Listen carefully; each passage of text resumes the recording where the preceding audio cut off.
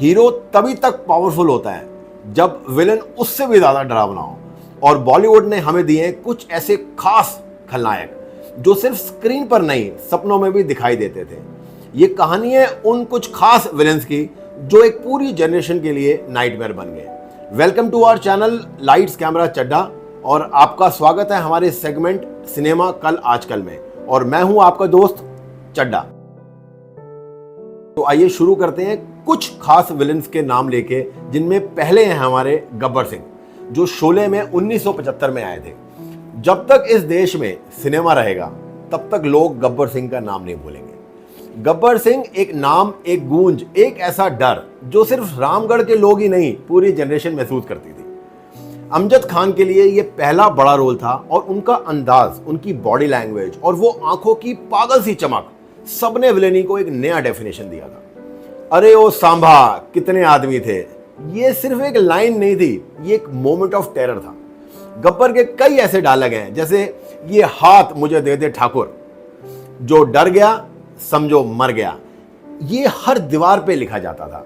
और स्कूल में फंक्शन में जब बच्चे स्टेज पे आते थे तो वो गब्बर के यही डायलॉग बोला करते थे। कुछ इंटरेस्टिंग बातें बताता हूं आपको। डैनी डेंजोपा को पहले ये रोल गब्बर का दिया गया था। अमजद खान की जो आवाज थी वो पहले तो रिजेक्ट कर दी गई थी। फाइनली उनकी जो रॉनेस और अनप्रिडिक्टेबिलिटी थी उससे सलीम जावेद इंप्रेस हो गए। गब्बर सिंह का जो कैरेक्टर है, ये डाकू गब्बर सिंह गुर्जर से इंस्पायर्ड था, एक रियल लाइफ डाकू। Gabbar Singh was not a villain, he was a phenomenon. तो हमारे इस सेगमेंट के दूसरे चुनिंदा जो विलन है वो है अजीत साहब, लायन, कालीचरण 1976। सारा शहर मुझे लायन के नाम से जानता है। ये लाइन जब अजीत ने बोली थी तब स्क्रीन पर विलन का स्वैग छा गया था।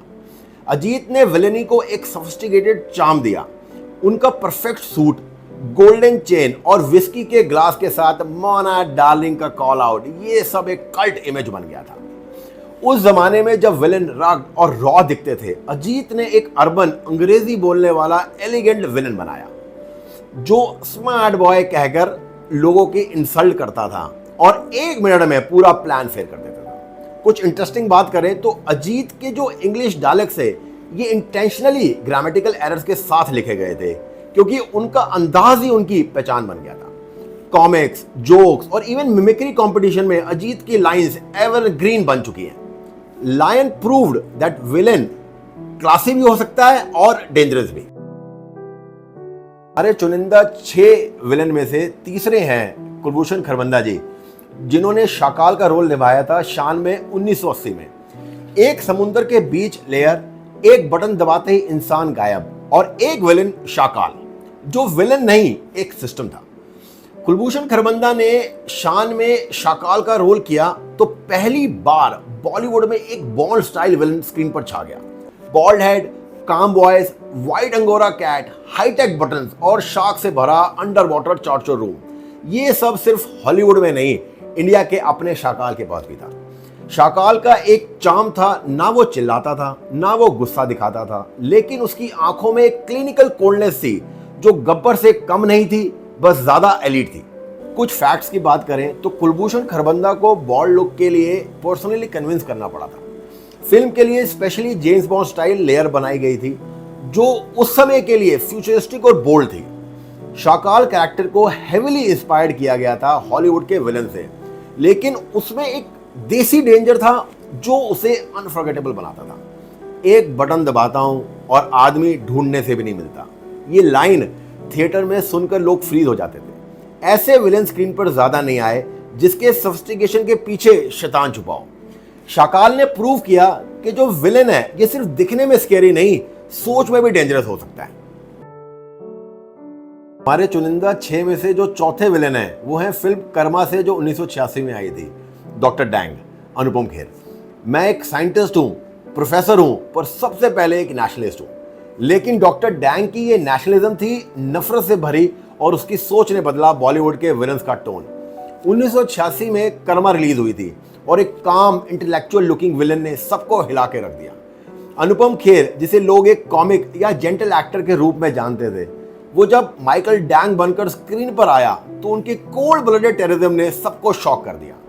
डॉक्टर डैंग का एंट्री सीन ही इतना पावरफुल था, जहां वो इंडियन जेल में तो है लेकिन कुछ मिनट में सिक्योरिटी गार्ड वो सिस्टम सब तोड़ देता है। उनका एक साइलेंट सटायर, एक छोटी सी स्माइल और एक ग्रेनेड का धमाका, ये विलन सटल था पर डेडली था। ये कुछ फैक्ट्स की बात करते हैं। अनुपम खेर ने बोला था कि सबसे जो चैलेंजिंग रोल था वो इस फिल्म कर्मा में था। डॉक्टर डैंग का जो कैरेक्टर है ये इंस्पायर था रियल लाइफ इंटरनेशनल टेररिस्ट से। उन्होंने बॉलीवुड को एक पॉलिटिकल और साइकोलॉजिकल डायमेंशन दिया।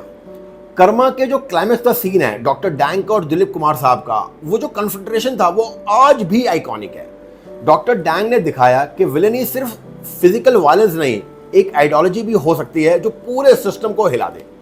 टेररिज्म, साइंस, नेशनलिज्म सब एक ही कैरेक्टर में था, and that what made doctor Dang one of the most intellectual and spine chilling villains Bollywood has ever seen. हमारे पांचवें जो विलेन है वो है अमरीश पुरी साहब। मिस्टर इंडिया 1987 कैरेक्टर था मोगैम्बो। मोगैम्बो खुश हुआ, सिर्फ डायलॉग नहीं, एक जनरेशनल कैच फ्रेज बन गया था। अमरीश पुरी के मोगैम्बो के जो विलेन है उसका जो रोल है वो लार्जर देन लाइफ पर्सोना दे गया था। वो विलेन जो शाइनी थ्रोन पर बैठता था, न्यूक्लियर बटन के साथ खेलता था और आर्मी ऑफ क्लोन्स को कमांड करता था। मोगैम्बो के कॉस्ट्यूम, उसका लैब, उसकी मोक स्टाइल कैप, ये सब इतने यूनिक थे कि मिस्टर इंडिया एक साइंस फिक्शन देसी क्लासिक बन गई थी, और उस विलेन के बिना जो वो फिल्म है उसका मजा ही नहीं होता। कुछ खास बातें करें तो मोगैम्बो का जो ये रोल था ये ओरिजिनली अनुपम खेर साहब को ऑफर हुआ था। अमरीश पुरी ने मोगैम्बो बन के दुनिया को दिखाया था कि एक विलेन भी स्क्रीन का किंग हो सकता है। इस कैरेक्टर ने उनको इंटरनेशनल विलेन बनाया। इंडियाना जोन्स में जो उनकी एंट्री हुई थी उसके पीछे मोगैम्बो ही असली वजह थी। मोगैम्बो मेड एविल एंटरटेनिंग, मतलब डर में भी एक स्टाइल था।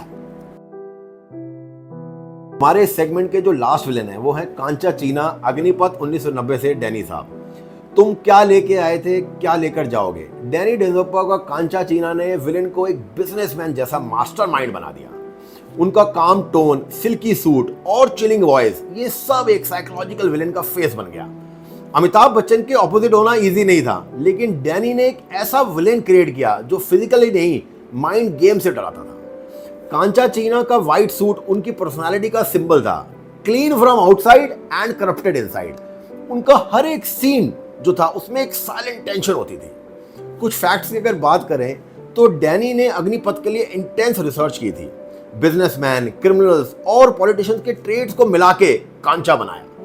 2012 में संजय दत्त ने भी सेम रोल किया था, लेकिन 90s के कांचा चीना की कोल्डनेस अनमैच थी। कांचा वॉज द काम बिफोर द डेडली स्टॉर्म। और भी कई खलनायक थे जो भूलने लायक नहीं है, जैसे प्रेम चोपड़ा साहब, प्रेम नाम है मेरा, प्रेम चोपड़ा। रंजीत साहब, गुलशन ग्रोवर, बैडमैन। प्राण साहब, from feared villain to a beloved character actor. आज के विलेन्स रियलिस्टिक हो गए हैं, लेकिन उनका अंदाज, उनकी शिद्दत और उनका टेरर कभी भी वो 70s, 80s, 90s के आइकॉनिक विलन जैसा तो नहीं हो सकता। उनका नाम सुनते ही डर लगता था और उनकी एंट्री से थिएटर में साइलेंस छा जाता था। ये थे विलेन्स जो सिर्फ बैड गाइज नहीं थे, मतलब बुरे लोग नहीं थे, वो स्क्रीन के असली शो स्टीलर्स थे। तो आपका फेवरेट बॉलीवुड विलेन कौन सा है, प्लीज कमेंट करके जरूर बताइएगा। और अगर इस वीडियो ने आपकी भी यादें ताज़ा कर दी हो तो प्लीज इसे लाइक, शेयर और सब्सक्राइब करिए। आपका ये अपना चैनल है लाइट्स कैमरा चड्डा, क्योंकि यहां मिलता है असली फिल्मी मैजिक, सिनेमा कल आजकल। Good bye.